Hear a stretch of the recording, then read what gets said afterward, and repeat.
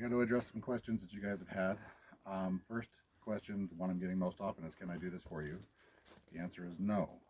Not only because I can't just cut it for you and send you the finished piece, because you actually have to take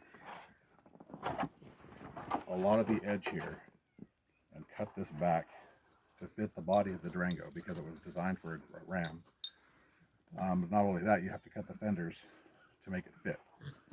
So the answer to that is no. I'm sorry, I'd love to do it for you, but unless you want to bring your Durango to me, it's not going to happen. Number two question I've gotten is, can I use a front flare in the rear? Surprisingly, the answer is yes. It actually would work better than what I've done here. I've taken,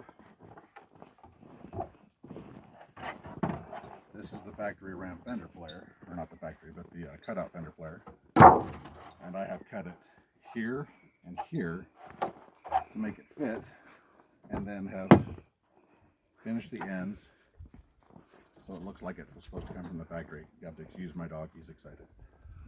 Come on. But let me zip this off and I'll show you.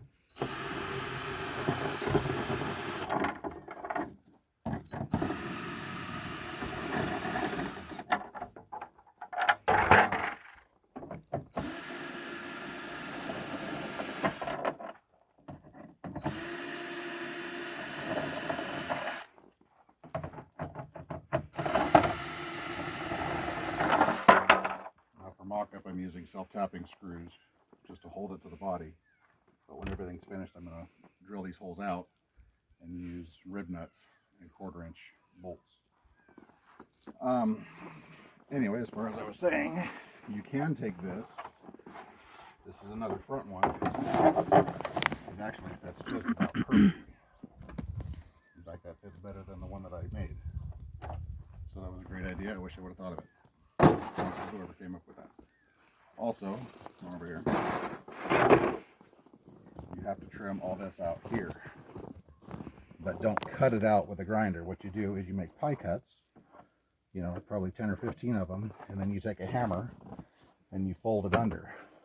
That gives you probably 2 more inches of clearance in front of the tire, which, you know, is just enough. These are 35s.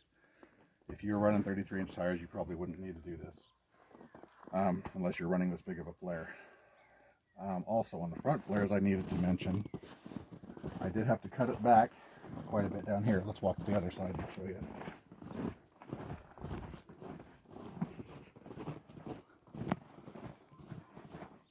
I have to cut this fender all the way back to here. You just follow the dirt line. And I have to remove that much of the metal in the rear of the fender flare.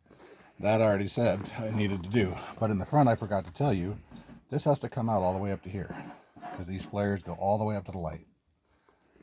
So there's a lot of cutting in front and in the rear, which is why I can't just do it for you and send it to you. Come on over here and I'll show you this. This much metal has to come off. This is what I'm talking about, cut and fold. So you cut these, and then you just take a hammer and you fold that back, and this will be a flush seam here. You remove that much metal. Now, if you're going to use the rear flares like I did,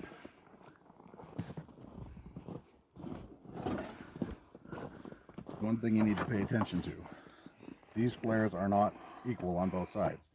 I thought they were. I put one up, I mocked it into position, took it down, and then I put up this one and put it on there, and it was all wrong. It just didn't look right.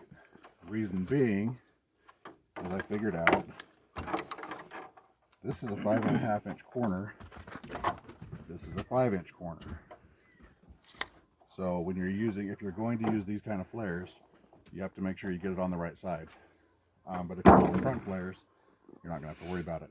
You're still going to have to cut the door seam here so you can open and close the door. I think that's all the questions I can think of at this time. If you guys have anything else, leave it in the comments. I'll try and let you know what's going on. This is trial and error for me too, so enjoy it. I hope you get to work on your own projects. Thanks.